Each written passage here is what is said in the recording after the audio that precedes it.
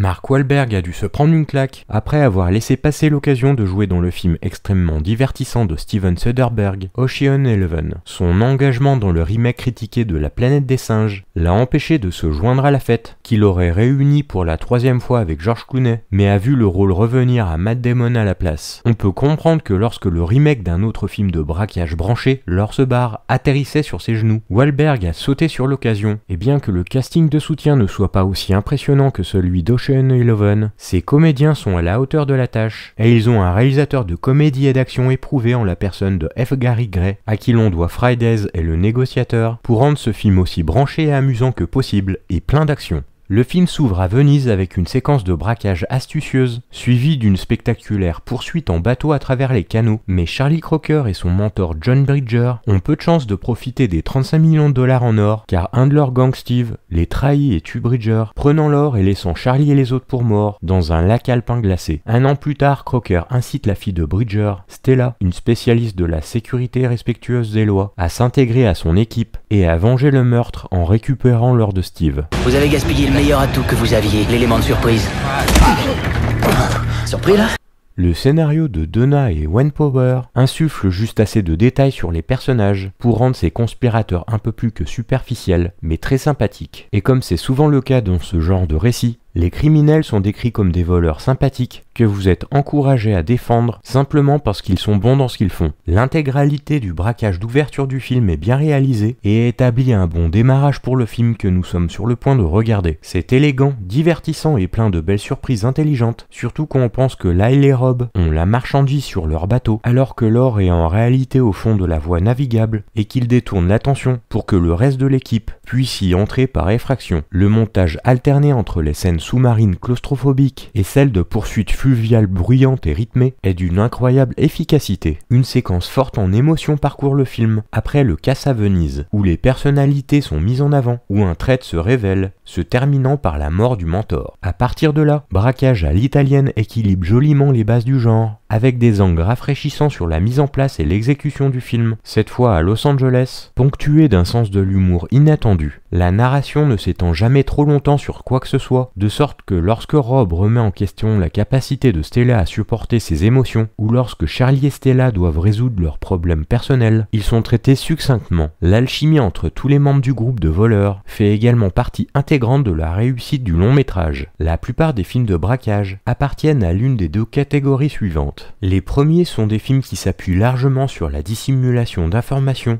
afin que vous soyez surpris par la complexité de l'arnaque. Maverick, Inside Man et d'une certaine manière Usual Suspect entrent dans cette catégorie. Le deuxième type met en place une forteresse impénétrable et vous permet de regarder les protagonistes briser ses défenses de manière créative, comme dans Ocean's 11. Braquage à l'italienne est l'un de ces derniers, même s'il ne se passe pas beaucoup de temps à définir la difficulté du braquage, préférant montrer sa complexité au fur et à mesure qu'il se déroule. Ce film réussit également dans sa représentation des personnages, car la plupart des personnages principaux ont au moins une scène où ils peuvent interagir en tête-à-tête, et cela nous donne une idée de leur relation, comme par exemple lorsque Lyle et Rob recherchent une fourgonnette d'une société de câblage qu'ils doivent voler, et une chemise dont ils ont besoin pour Stella, qui est portée par une réparatrice de câbles. Alors que fait Rob le tombeur interprété par Jason Statham? Il sort de la voiture pour emprunter la fourgonnette et la chemise en draguant la réparatrice. Et Lyle de Seth Green improvise un doublage très amusant. Les personnages disposent de leur propre scène pour mettre en valeur leur personnalité. À mi-chemin, vous achetez tout dans cette équipe: la chimie, la collaboration, la mission et les Mini Cooper.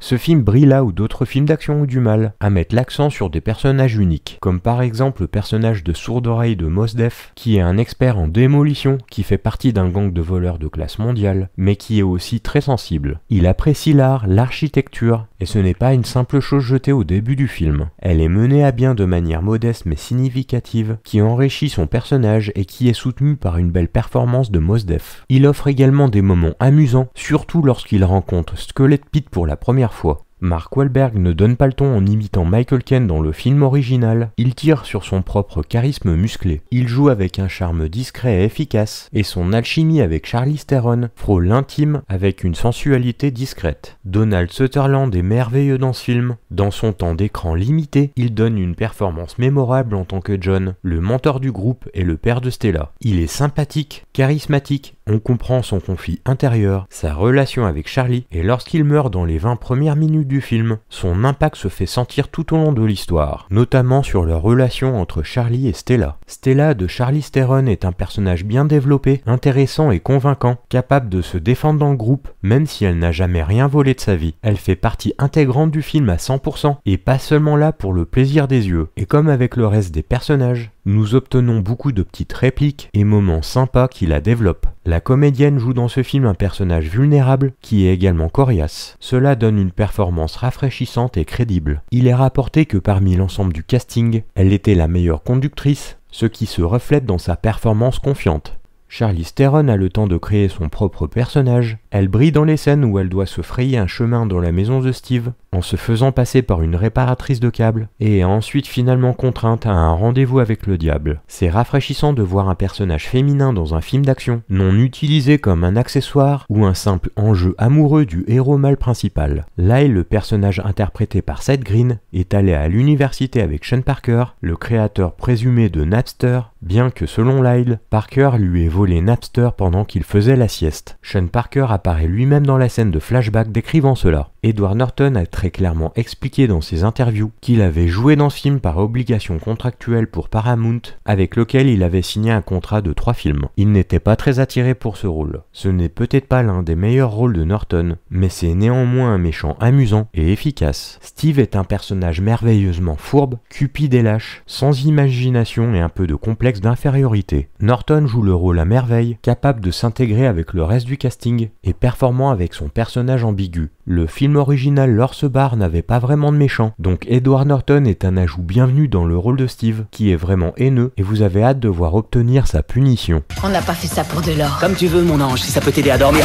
Si ce remake élégant et entraînant du film de 1969 avec Michael Caine et Noel Coward suit les conventions du genre sans déviation majeure, il rassemble néanmoins les éléments familiers avec une habileté impressionnante et un esprit considérable. Avec son timing impeccable, sa cinétique constante et ses séquences de poursuites superbement chorégraphiées à travers les canaux de Venise et les rues de Los Angeles, Braquage à l'italienne divertit fortement et ne nous laisse pas le temps de décrocher. Les fans du genre établiront de nombreux liens avec d'autres films, comme par exemple Donald Sutherland, déjà présent dans l'adaptation de Crichton de La Grande Attaque du Train d'Or, ou comme The Score 2 étés précédents, également produit par Paramount et interprété par Edward Norton, un film de braquage finement réglé, et comme dans ce thriller, Norton incarne un voleur avec des intentions cachées. Michael Caine a joué dans le film original L'Orse Bar, en hommage à cela, lorsque Steve allume sa grande télé. Le film Alfie avec Michael Caine est diffusé, et en hommage au film original, les voitures Mini Cooper utilisées dans le premier film Italian Job par l'équipe britannique de Caine pour fuir la mafia et les flics dans les rues de Turin bénéficient d'une grande visibilité. Ici on reprend également des Mini Cooper nouvelle génération et on modernise la séquence de course-poursuite en y injectant du fun, des moments de bravoure et des cadrages parfaits. Avec ses plans jubilatoires hyper stylisés et dynamiques, les morceaux de bravoure font des véhicules des personnages à part entière. Mark Wahlberg, Charlize Theron et Jason Statham ont suivi des cours de conduite spécifiques avec intensité au volant de Mini Cooper pour permettre aux réalisateurs d'avoir de nombreux plans réalistes avec eux à l'écran. Bien sûr, l'élément le plus générique de la version américaine contemporaine du genre est l'antagoniste moralement en faillite à qui le butin est volé. Les Robins des Bois américains n'ont pas à donner aux pauvres tant qu'ils volent aux riches, aux étrangers ou aux arrogants. Steve est coupable, non pas d'un mais de 2 meurtres à l'écran, alors que nos héros permettent à un gangster ukrainien de faire le sale travail à leur place. Le message est clair, Steve faisait peut-être partie du groupe, mais il n'était certainement pas comme eux, ni comme nous, et c'est donc normal de le voler. Le fait que le film ne traite jamais de la provenance de l'or fait partie de sa naïveté morale. C'est peut-être pour cela que c'est une telle surprise lorsque Charlie commence à rouler vite avec sa voiture sur le trottoir et dans le métro, et le spectateur doit se rendre compte que même si Charlie ne les ciblera pas, des innocents peuvent mourir s'ils se mettent en travers de son chemin. Or tout cela est évité, mais cela fait aussi partie du fantasme moral du film. Braquage à l'italienne soupçonne le spectateur moyen de film de ne pas pouvoir gérer l'ambiguïté morale, et c'est peut-être vrai, et se met donc en quête pour rendre les escrocs moralement acceptables. Le mentor de Charlie, John, lui donne le conseil paternel, selon lequel une vie de crime signifie solitude et isolement, Mais contrairement à des films tels que The Score, Hit, Le Parrain et la série Les Sopranos, qui montrent en réalité les effets anesthésiants des choix destructeurs sur les personnages, Braquage à l'italienne réside dans le fait que chacun peut décrocher assez facilement. L'histoire du film nous raconte que Charlie a occupé tous les postes auprès du père de Stella Bridger, en tant qu'ami, fils spirituel, apprenti et adjoint, mais il est disposé et capable de prendre sa retraite brusquement, une fois sa plus grande mission terminée. La bande originale musicale de John Powell est épique et sa thématique enivrante. Il y a des escalades cinématographiques en jeu et beaucoup de sonorités branchées. C'est une superbe bande-son avec un super tempo rythmé qui rappelle un autre film de casse avec des courses automobiles, 60 secondes chrono, et regorge d'une bande-son explosive absolue. Ce sera fini quand je dirai que c'est fini.